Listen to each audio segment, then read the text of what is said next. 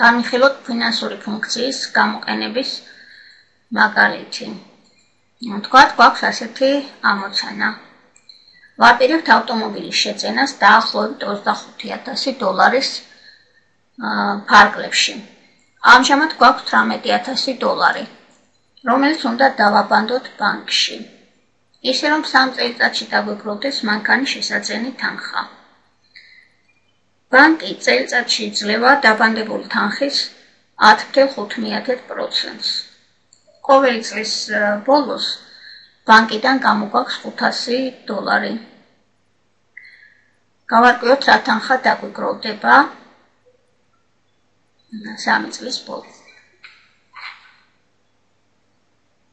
ამოცანის ამოსახსნელად გამოვიყენოთ Excel-ი. შევადგინოთ ესეთი ცხრილი. ჩავწეროთ დაბანდებული თანხა, ანუ რაც გვაქვს ამჟამად ჩვენ თანხა. უჯრას მივანიჭოთ დოლარის ფორმატი, ფულადი ფორმატი და ჩავწეროთ რაც გვაქვს ის თანხა. 18,000. წლიური პროცენტი არის 10.9, უჯრას მივანიჭოთ პროცენტული ფორმატი და ჩავწეროთ შესაბამისი რიცხვი. დაბანდების ხანგრძლივობა არის 3 წელი.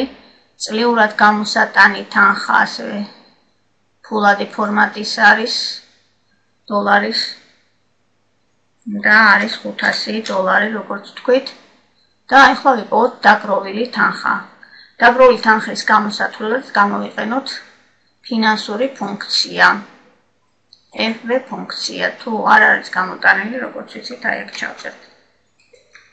FV-ს მოვუძებნით FV ფუნქციას და ახლა აი აქ შევავსოთ შესაბამისი ველები, მივუთითოთ. პირველ ველში უნდა მივუთითოთ პროცენტები, მეორე ველში უნდა მივუთითოთ ხანგრძლივობა პერიოდი, მესამე ველში უნდა მივუთითოთ ის თანხა, რომელიც გამოგვაქვს წლის ბოლოს. შემდეგ ველში უნდა მივუთითოთ ის თანხა, რაც ამჟამად გვაქვს ბალანსზე და ანუ რაც დავაბანდეთ თანხა და აი აქ უნდა მივუთითოთ ან 0 ან 1 იმის შესაბამისად თანხა წლის ბოლოს გამოგვაქვს თუ წლის დასაწყისში.